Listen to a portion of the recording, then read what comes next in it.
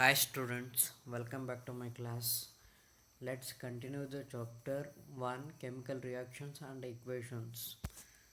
Okay, let us discuss about types of chemical reactions. What are all the types of chemical reactions are present in our chemistry? Let's discuss one by one. In that, first one is combination reaction, second one is decomposition reaction, third one is displacement reaction, fourth one is double displacement reaction, and fifth one is redox reaction. Let us discuss one by one in detail. Okay, in that first one is combination reaction. What is combination reaction? When two or more elements or compounds combine to form a single product, the reactions are called combination reaction. ಓಕೆನಾ, ಕೆಳಗಡೆ ನಿಮಗೆ ಇವಾಗ ಕಾಣಿಸ್ತಾ ಇದೆ green colour, yellow colour ಮತ್ತು green and yellow colour. ಇದರಲ್ಲಿ ಏನಾಗ್ತಿದೆಯಪ್ಪ ಅಂತಂದರೆ, first A ಅನ್ನೋ ಎಲಿಮೆಂಟ್ ಬಿ ಅನ್ನೋ ಎಲಿಮೆಂಟ್ ಜೊತೆ ಕಂಬೈನ್ ಆಗಿಬಿಟ್ಟು ಎ ಬಿ ಅನ್ನೋ ಎಲಿಮೆಂಟನ್ನು ಎ ಬಿ ಅನ್ನೋ ಕಾಂಪೌಂಡನ್ನು ಪ್ರೊಡ್ಯೂಸ್ ಮಾಡ್ತಿದೆ. ಇದನ್ನು ನಾವು ಕಾಂಬಿನೇಷನ್ ರಿಯಾಕ್ಷನ್ ಅಂತ ಕರಿತೀವಿ. ಅದಕ್ಕೆ ಒಂದು ಎಕ್ಸಾಂಪಲ್ ಏನಪ್ಪ ಅಂತಂದರೆ burning of coal. Burning of coal ಅಂದರೆ coal is nothing but carbon. ಓಕೆನಾ, carbon is burned in the presence of oxygen. It gives rise to carbon dioxide. Here carbon is also single element and oxygen is also single element. It combines to form a one compound, that is carbon dioxide. Okay, next example is formation of water. Water ಯಾವ ಥರ form ಆಗುತ್ತೆ? Hydrogen is reacts with oxygen to form a water. ಇದರಲ್ಲಿ ಇವೆರಡು ಎಕ್ಸಾಂಪಲಲ್ಲಿ ಏನಾಗ್ತಿದೆ ಅಂತಂದರೆ single elements. ಇಲ್ಲಿ ನಿಮ್ಮ ಸೆಂಟೆನ್ಸಲ್ಲಿ ನೋಡಿ, when two or more elements or compounds. ಈ ಎರಡು ಎಕ್ಸಾಂಪಲ್ಲು ನಾವು ಎಲಿಮೆಂಟ್ಸ್ ಕಂಬೈನ್ ಆಗ್ಬಿಟ್ಟು ಕಾಂಪೌಂಡ್ ಬರೋದನ್ನು ನೋಡ್ತಾ ಇದ್ದೀವಿ. ಓಕೆ, ನೆಕ್ಸ್ಟ್ ಕಾಂಪೌಂಡ್ಸ್ ಕಂಬೈನ್ ಆಗಿಬಿಟ್ಟು ಮತ್ತು ಅನದರ್ ಕಾಂಪೌಂಡ್ ಬರೋದು ಯಾವ ಥರ ಅಂಥೇಳಿ ನೆಕ್ಸ್ಟ್ ಎಕ್ಸಾಂಪಲಲ್ಲಿ ನೋಡೋಣ. ಓಕೆ, ಇವಾಗ two or more compounds combine to form a single product. Here, calcium oxide reacts vigorously with water to produce a slaked lime. Slaked lime is nothing but calcium hydroxide, releasing a large amount of heat. Calcium oxide is reacts with water, gives rise to calcium hydroxide plus heat. Okay, ಇದನ್ನು ನೀವು ನಿಮ್ಮ ಮನೆಯಲ್ಲಿ observe ಮಾಡಿದ್ದೀರ. ನಿಮ್ಮ ಮನೆಗೆ ನೀವು ಸುಣ್ಣ ಬಳಿಬೇಕು ಅಂತಂದಾಗ ಏನು ಮಾಡ್ತೀರಾ ಅಂತಂದರೆ, ಸುಣ್ಣದ ಕಲ್ಲು ತಗೊಂಬರ್ತೀರಲ್ವ, ಆ ಸುಣ್ಣದ ಕಲ್ಲನ್ನು ಒಂದು ಮಡಿಕೆ ಒಳಗೆ ಹಾಕ್ಬಿಟ್ಟು ಅದಕ್ಕೆ ನೀರು ಹಾಕಿದಾಗ ಏನಾಗುತ್ತೆ, ಅದು ಕುದಿಲಿಕ್ಕೆ ಸ್ಟಾರ್ಟ್ ಆಗುತ್ತೆ. ಕುದಿಲಿಕ್ಕೆ ಸ್ಟಾರ್ಟ್ ಆದಾಗ ಏನು ರಿಯಾಕ್ಷನ್ ಆಗುತ್ತೆ ಅಂತಂದರೆ, ನೀವೇನು ಸುಣ್ಣದ ಕಲ್ಲು ಅಂತ ತಗೊಂಬರ್ತಿರಲ್ಲ, ಅದು ಕ್ಯಾಲ್ಶಿಯಂ ಆಕ್ಸೈಡ್. ಓಕೆ, ನೀವು ಅದಾದಮೇಲೆ ನೀವು ಅದಕ್ಕೆ ನೀರು ಹಾಕ್ತಿರಲ್ಲ, ಓಕೆ, ಆ ನೀರು ಕ್ಯಾಲ್ಶಿಯಂ ಆಕ್ಸೈಡ್ ಜೊತೆ ರಿಯಾಕ್ಟ್ ಆಗಿಬಿಟ್ಟು ಕ್ಯಾಲ್ಶಿಯಂ ಹೈಡ್ರಾಕ್ಸೈಡು ಮತ್ತು ಹೀಟನ್ನು ಪ್ರೊಡ್ಯೂಸ್ ಮಾಡುತ್ತೆ. Okay, next a solution of slaked lime produced by the reaction in the previous is used for whitewashing. ಅಂದರೆ ಸುಣ್ಣ ಬಳಿಯೋದಕ್ಕೆ ಅದನ್ನು ಯೂಸ್ ಮಾಡ್ತಾರೆ. Calcium hydroxide reacts slowly with the carbon dioxide in the air to form a thin layer of calcium carbonate on the walls. Calcium carbonate is formed after 2 to 3 days of the whitewashing and gives a shiny finish to the walls. It is interesting to note that the chemical formula for marble is also calcium carbonate. ಅಂದರೆ ನೀವು ಸುಣ್ಣ ಬಳಿದು 2-3 ದಿನ ಆದಮೇಲೆ ಆ ಗೋಡೆ ಶೈನಿಂಗಾಗಿ ಕಾಣುತ್ತೆ. ಏನಕ್ಕೆ ಅಂತಂದರೆ, ಆ ಕ್ಯಾಲ್ಶಿಯಂ ಹೈಡ್ರಾಕ್ಸೈಡ್ ಇದೆಯಲ್ಲ, ಅದು ಏರಲ್ಲಿರೋ carbon dioxide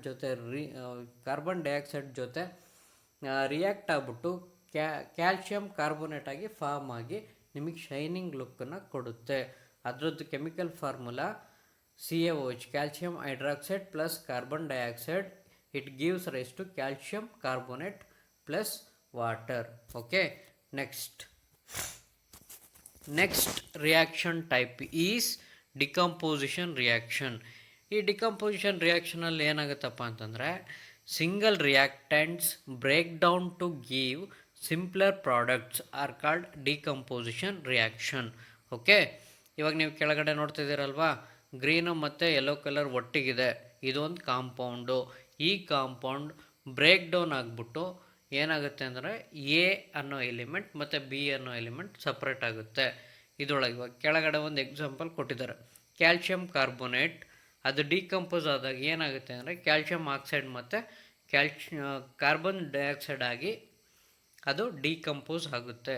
decomposition of calcium carbonate to calcium oxide and carbon dioxide on eating.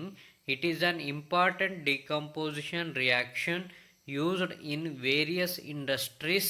Calcium oxide is called lime or quicklime. It has many uses. One is in the manufacture of cement. When a decomposition reaction is carried out by heating, it is called thermal decomposition. ಓಕೆ, calcium ಆಕ್ಸೈಡನ್ನು ನಾವು ಏನಂತ ಕರಿತೀವಿ ಅಂದರೆ lime ಅಥವಾ quick lime ಅಂತ ಕರಿತೀವಿ. ಇದರದ್ದು ತುಂಬ ಯೂಸಸ್ ಇದ್ದಾವೆ. ಇದನ್ನು ನಾವು ಸಿಮೆಂಟ್ ಮ್ಯಾನುಫ್ಯಾಕ್ಚರಿಂಗಲ್ಲಿ ಯೂಸ್ ಮಾಡ್ತೀವಿ. ಓಕೆನಾ, ಈ ರಿಯಾಕ್ಷನ್ನಲ್ಲಿ ಕ್ಯಾಲ್ಶಿಯಂ ಕಾರ್ಬೋನೇಟನ್ನು ಡಿಕಂಪೋಸ್ ಮಾಡೋದಕ್ಕೆ ನಾವು ಈಟನ್ನು ಯೂಸ್ ಮಾಡಿದ್ದೀವಿ ಅಲ್ವಾ. ಅದಕ್ಕೆ ನಾವು ಏನಂತ ಕರಿತೀವಿ ಅಂದರೆ ಇದನ್ನು ಥರ್ಮಲ್ ರಿಯಾಕ್ಷನ್ ಅಥವಾ ಥರ್ಮಲ್ ಡಿಕಂಪೋಸಿಷನ್ ಅಂತ ಕರಿತೀವಿ. ಓಕೆ, ಯೂಸಿಂಗ್ ಈಟನ್ನು ಯೂಸ್ ಮಾಡ್ಕೊಂಬಿಟ್ಟು ನಾವು ಕಾಂಪೌಂಡನ್ನು ಏನು ಮಾಡ್ತಿದ್ವಿ, ಡಿಕಂಪೋಸ್ ಮಾಡ್ತಿದ್ವಿ. ಅದಕ್ಕೆ ನಾವು ಏನಂತ ಕರಿತೀವಿ ಅಂದರೆ ಥರ್ಮಲ್ ಡಿಕಂಪೋಸಿಷನ್ ಅಂತ ಕರಿತೀವಿ. Let's move on to the displacement reaction. Displacement reaction ಯಾವ ಥರ ಆಗುತ್ತೆ ಅನ್ನೋದಕ್ಕೆ ಒಂದು ಎಕ್ಸಾಂಪಲ್ ಕೊಟ್ಟಿದ್ದಾರೆ. ಓಕೆನಾ, ನೀವು 2 ಟೆಸ್ಟ್ ಟ್ಯೂಬ್ ತಗೋಬೇಕಾಗುತ್ತೆ. ಆ 2 ಟೆಸ್ಟ್ ಟ್ಯೂಬಲ್ಲಿ ಕಾಪರ್ ಸಲ್ಫೇಟ್ ಸೊಲ್ಯೂಷನ್ನ ಸೇಮ್ ಕ್ವಾಂಟಿಟಿಲಿ 2 ಟೆಸ್ಟ್ ಟ್ಯೂಬಲ್ಲಿ ತೊಗೋಬೇಕು. ಓಕೆ, ಅದು ನಿಮ್ಮ ಬಿ ಅನ್ನೋ ಫಿಗರ್ ಒಳಗೆ ಕಾಣಿಸ್ತಾ ಇದೆ ನೋಡಿ. 2 ಟೆಸ್ಟ್ ಟ್ಯೂಬ್ ಇದೆ. 2 ಟೆಸ್ಟ್ ಟ್ಯೂಬಲ್ಲಿ ಒಂದು ಕಾಪರ್ ಸಲ್ಫೇಟ್ ಸೊಲ್ಯೂಷನ್ ಇದೆ, ಇನ್ನೊಂದು ವೈಟ್ ಕಾಣಿಸ್ತಾ ಇದೆ. ಓಕೆನಾ, ಎರಡರಲ್ಲೂ ನೀವು ಕಾಪರ್ ಸಲ್ಫೇಟ್ ಸೊಲ್ಯೂಷನ್ನ ತಗೋಬೇಕು. ತಗೊಂಡ್ಮೇಲೆ 1 ಟೆಸ್ಟ್ ಟ್ಯೂಬಲ್ಲಿ ಹಂಗೆ ಬಿಟ್ಬಿಟ್ಟು ಇನ್ನೊಂದು ಟೆಸ್ಟ್ ಟ್ಯೂಬಲ್ಲಿ 2 ಮೊಳೆ ತಗೊಂಡು ಒಂದು ಮೊಳೆನ ಸೈಡಿಗೆ ಇಟ್ಬಿಟ್ಟು ಇನ್ನೊಂದು ಮೊಳೆನ ಆ ಕಾಪರ್ ಸಲ್ಫೇಟ್ ಸೊಲ್ಯೂಷನ್ ಒಳಗಡೆ ಡಿಪ್ ಮಾಡಿ ಇಡಬೇಕು. ಒಂದು 20 ನಿಮಿಷ ಬಿಟ್ಟ ಮೇಲೆ ಏನಾಗುತ್ತಪ್ಪ ಅಂತಂದರೆ ಆ ಕಾಪರ್ ಸಲ್ಫೇಟ್ ಸೊಲ್ಯೂಷನ್ ಕಲರ್ ಬಂದ್ಬಿಟ್ಟು ಬ್ಲೂ ಕಲರ್ ಇರುತ್ತೆ. ಅದು ನಿಮ್ಮ ಟೆಸ್ಟ್ ಟ್ಯೂಬ್ ಒಳಗೆ ಕಾಣಿಸ್ತಾ ಇದೆ ಬ್ಲೂ ಕಲರು. ಆವಾಗ ನೀವು ಯಾವಾಗ ಐರನ್ ನೇಲ್ನ ಕಾಪರ್ ಸಲ್ಫೇಟ್ ಸೊಲ್ಯೂಷನ್ ಒಳಗೆ ಅದ್ದಿಟ್ಟಿರ್ತೀರೋ ಆವಾಗ ಆ ಸೊಲ್ಯೂಷನ್ ಕಾಪರ್ ಸಲ್ಫೇಟ್ ಸೊಲ್ಯೂಷನ್ ಯಾವ ಕಲರ್ ಇರುತ್ತೆ, ಬ್ಲೂ ಕಲರಲ್ಲಿ ಇರುತ್ತೆ. ಆ blue colour turns into white colour. ಆವಾಗ ಏನಾಗುತ್ತೆ ಅಂತಂದರೆ ಆವಾಗ ಆ ನೇಲ್ಸನ್ನು ಕಂಪೇರ್ ಮಾಡಿ. ಒಂದು ನೇಲ್ ಬಂದ್ಬಿಟ್ಟು ಫಸ್ಟಿಗೆ ಏನು ಡಿಪ್ ಮಾಡದೇ ಇರೋ ನೇಲು, ಆಮೇಲೆ ಇನ್ನೊಂದು ಡಿಪ್ ಮಾಡಿರೋ ನೇಲು. ಆ ಡಿಪ್ ಮಾಡಿರೋ ನೇಲ್ ಏನಾಗಿರುತ್ತೆ ಅಂತಂದರೆ ಬ್ರೌನ್ ಕಲರ್ಗೆ ಟರ್ನ್ ಆಗಿರುತ್ತೆ. ಆಮೇಲೆ ಈ ಕಾಪರ್ ಸಲ್ಫೇಟ್ ಸೊಲ್ಯೂಷನ್ನು ಬ್ಲೂ ಕಲರ್ ಇದ್ದಿದ್ದು ವೈಟ್ ಕಲರ್ ಆಗಿ ಟರ್ನ್ ಆಗಿರುತ್ತೆ. ಅಂದರೆ ಆ ಕಲರ್ ಫೇಡ್ ಆಗಿರುತ್ತೆ. ಆ ಬ್ಲೂ ಕಲರ್ ಇಂಟೆನ್ಸಿಟಿ ಫೇಡ್ ಆಗಿಬಿಟ್ಟು ಲೈಟ್ ಕಲರ್ ಆಗಿ ಇರ್ತತೆ. ಅದು ಏನಕ್ಕೆ ಹಂಗಾಗುತ್ತೆ? When the iron reacts with copper sulphate solution, iron displays copper from copper sulfate solution and form a ferrous sulfate. Okay, the reaction is as follows.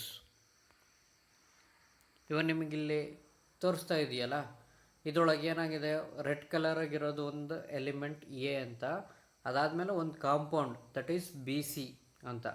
Okay, ಅದು ಏನಾಗುತ್ತೆ ಅಂತಂದರೆ ಅದರೊಳಗೆ ಕಾಂಪೌಂಡಲ್ಲಿರೋ ಬಿನ ಡಿಸ್ಪ್ಲೇಸ್ ಮಾಡಿಬಿಟ್ಟು AC ಅನ್ನೋ ಕಾಂಪೌಂಡ್ ಫಾರ್ಮ್ ಆಗಿ ಬಿನ separate ಆಗಿ displays ಮಾಡುತ್ತೆ. ಅದೇ ರಿಯಾಕ್ಷನ್ ನಮಗೆ ಮೇಲ್ಗಡೆ ಆಗಿದ್ದು. ಓಕೆನಾ, that is iron reacts with copper sulphate solution, it gives rise to iron sulphate plus copper. ಅರೆ, ಇದು ಐರನ್ ಏನಕ್ಕೆ ಕಾಪರ್ನ ಡಿಸ್ಪ್ಲೇಸ್ ಮಾಡುತ್ತೆ ಅಂತಂದರೆ ನಮ್ಮ ಕೆಮಿಕಲ್ ಎಲಿಮೆಂಟಲ್ಲಿ ಕೆಮಿಕಲ್ ಪ್ರಾಪರ್ಟೀಸ್ ಇದ್ದಾವೆ. ಅದರೊಳಗೆ ಮೋಸ್ಟ್ ರಿಯಾಕ್ಟಿವ್ ಎಲಿಮೆಂಟ್ಸ್ ಮತ್ತು ಲೀಸ್ಟ್ ರಿಯಾಕ್ಟಿವ್ ಎಲಿಮೆಂಟ್ಸ್ ಅಂತ ನಾವು ಏನು ಮಾಡಿದ್ದೀವಿ, ಅದು ಬೈಫರ್ಕೇಟ್ ಮಾಡಿದ್ದೀವಿ. ಅದರೊಳಗಡೆ ಇಲ್ಲಿ ನಿಮಗೆ ಕಾಣಿಸ್ತಾ ಇದೆಯಲ್ಲ table, potassium, sodium, calcium, magnesium, aluminium, zinc, iron, lead, hydrogen, copper, mercury, silver ಇವೆಲ್ಲ ಇದಾವಲ್ಲ, ಇವೆಲ್ಲ ಎಲಿಮೆಂಟ್ಸು. ಅದನ್ನು ಯಾವ ಆರ್ಡ್ರಲ್ಲಿ ಮಾಡಿದ್ದೀವಿ ಅಂತಂದರೆ ಟಾಪಲ್ಲಿ ಪೊಟ್ಯಾಷಿಯಮ್ ಇರೋದು ಮೋಸ್ಟ್ ರಿಯಾಕ್ಟಿವ್ ಎಲಿಮೆಂಟ್ ಅಂತ. ಲೀಸ್ಟ್ ಎಲ್ಲ ರಿಯಾಕ್ಟಿವ್ ಎಲಿಮೆಂಟ್ ಬಂದ್ಬಿಟ್ಟು ಗೋಲ್ಡ್. ಓಕೆನಾ. ಮೋಸ್ಟ್ ಅದರೊಳಗೆ ಟಾಪಲ್ಲಿರೋದೆಲ್ಲ ಮೋಸ್ಟ್ ರಿಯಾಕ್ಟಿವ್, ಕೆಳಗಡೆ ಹೋಗ್ತಾ ಹೋಗ್ತಾ ಹೋಗ್ತಾ ಲೀಸ್ಟ್ ರಿಯಾಕ್ಟಿವ್ ಎಲಿಮೆಂಟ್ ಆಗಿರುತ್ತೆ.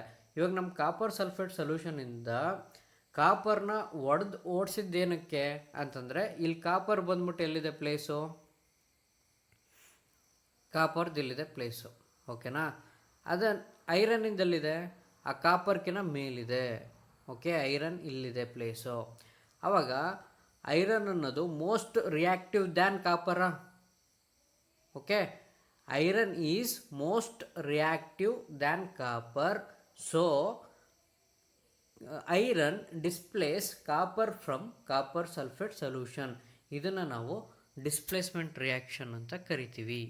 Okay, next move on to the next reaction, that is double displacement reaction. ಇದರೊಳಗೆ ಏನು ಮಾಡ್ತಿದ್ದೀವಿ ಅಂತಂದರೆ, take about 3 ml of sodium sulfate solution in a test tube. In another test tube, take about 3 ml ಅಂದರೆ same quantity of barium chloride solution. ಓಕೆನಾ. ಒಂದು test ಟ್ಯೂಬಲ್ಲಿ sodium sulphate solution ಇದೆ, ಇನ್ನೊಂದು test ಟ್ಯೂಬಲ್ಲಿ barium chloride solution ಇದೆ. ಇವೆರಡನ್ನು mix 2 solutions, a white substance which is insoluble in water is formed and it is called precipitate. ಒಂದು time ನೀವು ಎರಡು test tubal ಒಂದು ಸೋಡಿಯಂ ಸಲ್ಫೇಟ್ ಅಂತ ಅಂತೀರಾ, ಇನ್ನೊಂದು ಬೇರಿಯಂ ಕ್ಲೋರೈಡ್ ಅಂತ ಅಂತೀರಾ. ಅವೆರಡನ್ನು ಮಿಕ್ಸಪ್ ಮಾಡಿದಾಗ ನಿಮಗೆ ವೈಟ್ ಸಬ್ಸ್ಟೆನ್ಸ್ ಟೆಸ್ಟ್ ಟ್ಯೂಬಿನ ಕೆಳಗಡೆ ಡೆಪಾಸಿಟ್ ಆಗುತ್ತೆ. ಅದು that is insoluble in water, ಅದು ವಾಟರಲ್ಲಿ ಕರಗೋದಿಲ್ಲ. ಅದಕ್ಕೆ ನಾವು ಏನಂತ ಕರಿತೀವಿ, ಪ್ರೆಸಿಪಿಟೇಟ್ ಅಂತ ಕರಿತೀವಿ. ಓಕೆನಾ. Any reaction that produces A precipitate can be called as precipitation reaction.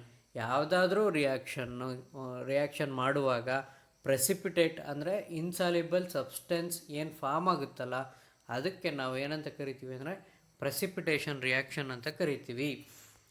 ಇವಾಗ ಡಬಲ್ ಡಿಸ್ಪ್ಲೇಸ್ಮೆಂಟ್ ಅಂದರೆ ಏನಾಗುತ್ತೆ ಅಂತಂದರೆ, ಎ ಬಿ ಅನ್ನೋ ಕಾಂಪೌಂಡ್, ಇವಾಗ ನಿಮಗೆ ಕರೆಕ್ಟಾಗಿ ಡಿಫ್ರೆನ್ಷಿಯೇಟ್ ಆಗಲಿ ಅಂತ ಅಂದ್ಬಿಟ್ಟು ಕಲರ್ನೆಲ್ಲ ಕೊಟ್ಟು ಮಾಡಿದ್ದೀನಿ. ಓಕೆನಾ. ಎ ಬಿ ಅನ್ನೋ ಕಾಂಪೌಂಡ್ ಅಂದರೆ ದಟ್ ಈಸ್ ರೆಡ್ ಮತ್ತು ಬ್ಲೂ ಕಲರ್ನ ಅಬ್ಸರ್ವ್ ಮಾಡಿ, ಪ್ಲಸ್ ಸಿ ಡಿ ಅನ್ನೋ ಕಾಂಪೌಂಡ್ ಗ್ರೀನ್ ಮತ್ತು ಯೆಲ್ಲೋ. ನೆಕ್ಸ್ಟ್ ಪ್ರಾಡಕ್ಟ್ ಆದಾಗ ಏನಾಗುತ್ತೆ ಅಂದರೆ, ಈ ರೆಡ್ ಅನ್ನೋದು ಎಲ್ಲೋ ಜೊತೆ ಕಂಬೈನ್ ಆಗಿ, ಈ ಬ್ಲೂ ಅನ್ನೋದು ಗ್ರೀನ್ ಜೊತೆ ಕಂಬೈನ್ ಆಗಿ, ಇವು ಏನಾಗುತ್ತೆ ಅಂದರೆ ಡಬಲ್ ಡಿಸ್ಪ್ಲೇಸ್ಮೆಂಟ್. ಅಂದರೆ ಎರಡು ಕಾಂಪೌಂಡಿಂದನೂ ಒಂದೊಂದು ಎಲಿಮೆಂಟು ಬೇರೆ ಬೇರೆ ಜೊತೆ ಕಂಬೈನ್ ಆಗ್ತವೆ. ಅದಕ್ಕೊಂದು ಎಕ್ಸಾಂಪಲ್ ಏನಿದೆ, sodium sulphate Na2SO4 plus BaCl4 ಅಂದರೆ barium chloride. It gives rise to barium sulphate plus sodium chloride. Okay, in the above reaction the white precipitate is barium sulphate. ಅಂದರೆ ಆ ಟೆಸ್ಟ್ ಟ್ಯೂಬ್ ಒಳಗಡೆ ಕೆಳಗಡೆ deposit ಆಗಿರೋ white precipitate ಏನಿದೆಯಲ್ಲ, ಅದು ಬಂದ್ಬಿಟ್ಟು barium sulphate. And the other product formed is sodium chloride which is present in the solution. ಅಂದರೆ ಆ ಟೆಸ್ಟ್ ಟ್ಯೂಬ್ ಒಳಗಡೆ ಕೆಳಗಡೆ ಪ್ರೆಸಿಪಿಟೇಟ್ ಆಗಿ ಒಂದು ಸ್ವಲ್ಪ ಸಬ್ಸ್ಟೆನ್ಸ್ ಇರುತ್ತೆ, ಅದರ ಮೇಲ್ಗಡೆ ಇರೋ ಏನು ಲಿಕ್ವಿಡ್ ಇದೆಯಲ್ಲ ಅದು ಬಂದ್ಬಿಟ್ಟು ಸೋಡಿಯಂ ಕ್ಲೋರೈಡ್ ಆಗಿರುತ್ತೆ. In the above reaction there is an exchange of ions between the reactants are called double displacement reaction ಅಂತ ಕರಿತೀವಿ. ಓಕೆನಾ. Next move on to the redox reactions. Redox reaction ಅಂದರೆ ಏನು? ರೆಡಾಕ್ಸ್ ಅಂತಂದರೆ ಅದರೊಳಗೆ ಎರಡು ಟರ್ಮನ್ನು ಕೂಡ್ಬಿಟ್ಟು ಒಂದು ರೆಡಾಕ್ಸ್ ಅಂತ ಮಾಡಿದ್ದಾರೆ. That is reduction and oxidation reaction. Okay, ಇವೆರಡನ್ನು ಸೇರಿಸ್ಬಿಟ್ಟು ನಾವು ಏನಂತ ಕರಿತೀವಿ, ರೆಡಾಕ್ಸ್ ರಿಯಾಕ್ಷನ್ ಅಂತ ಕರಿತೀವಿ. Reduction and oxidation reaction can together we call redox reaction. Okay, oxidation ಅಂದರೆ ಏನು? If a substance gains oxygen during a reaction is called oxidation. ಯಾವುದಾದ್ರೂ ಒಂದು ವಸ್ತು ಅದು ರಿಯಾಕ್ಷನ್ ಆಗುವಾಗ ಆಕ್ಸಿಜನ್ನ ತಗೊಂಡ್ರೆ ಅದನ್ನು ನಾವು ಏನಂತ ಕರಿತೀವಿ, ಆಕ್ಸಿಡೇಷನ್ ಅಂತ ಕರಿತೀವಿ. ರಿಡಕ್ಷನ್ ಅಂತ ಯಾವಾಗ ಕರಿತೀವಿ? If a substance loses oxygen during a reaction is called reduction. ಇದು ಕರೆಕ್ಟಾಗಿ ನೆನ್ಪಿಟ್ಕೊಳ್ಳಿ. ಆಕ್ಸಿಡೇಷನ್ ಅಂದರೆ ಯಾವಾಗ ಆಕ್ಸಿಡೇಷನ್ ಅಂತ ಕರಿತೀವಿ?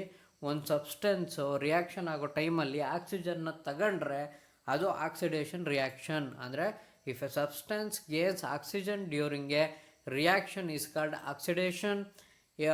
ರಿಡಕ್ಷನ್ ಅಂತ ಯಾವಾಗ ಕರಿತೀವಿ ಅಂದರೆ if a substance loses oxygen during a reaction is called reduction. Okay, next okay, ಒಂದು ಎಕ್ಸ್ಪೆರಿಮೆಂಟ್ ಇದೆ ರಿಡಕ್ಸ್ ರಿಯಾಕ್ಷನ್ಗೆ. ಅದೇನಪ್ಪ ಅಂತಂದರೆ, heat china dish containing about 1 gram copper powder, it becomes coated black copper oxide. ಏನಾಗುತ್ತೆ ಅಂದರೆ ಕಾಪರ್ನ ನೀವು ಚೈನಾ ಡಿಶ್ ಒಳಗೆ ತಗೊಂಬಿಟ್ಟು ಅದನ್ನು ಹೀಟ್ ಮಾಡಿದಾಗ ಅದು ಆಕ್ಸಿಜನ್ ಜೊತೆ ಕಂಬೈನ್ ಆಗಿಬಿಟ್ಟು ಕಾಪರ್ ಆಕ್ಸೈಡ್ ಆಗಿ ಅದು ಫಾರ್ಮೇಷನ್ ಆಗುತ್ತೆ. ಓಕೆನಾ. ಇಫ್ ದ ಹೈಡ್ರೋಜನ್ ಅದು ಕಾಪರ್ ಆಕ್ಸೈಡ್ ಆಗಿ ಫಾರ್ಮೇಷನ್ ಆಗುತ್ತೆ. ಇಲ್ಲಿ ಏನಾಗ್ತಿದೆ, ಕಾಪರ್ ಅನ್ನೋದು ಏನು ಮಾಡ್ತಿದೆ, ಆಕ್ಸಿಜನ್ನ ಗೇನ್ ಮಾಡ್ತಿದೆ. ಕಾಪರ್ ಅನ್ನೋದು ಆಕ್ಸಿಜನ್ನ ಗೇನ್ ಮಾಡಿ ಕಾಪರ್ ಆಕ್ಸೈಡ್ ಆಗ್ತೈತೆ. ಅದಕ್ಕೆ ಈ ರಿಯಾಕ್ಷನ್ ನಾವು ಏನಂತ ಕರಿತೀವಿ, ಆಕ್ಸಿಡೇಷನ್ ಅಂತ ಕರಿತೀವಿ. ಓಕೆನಾ. Next, if the hydrogen gas is passed over this heated material that is copper oxide. Copper ಆಕ್ಸೈಡ್ಗೆ ಇವಾಗ ಆಲ್ರೆಡಿ ಅದು ಏನಾಗಿದೆ, ಕಾಪರ್ನ ಹೀಟ್ ಮಾಡಿದಾಗ ಕಾಪರ್ ಆಕ್ಸೈಡ್ ಆಗಿದೆ.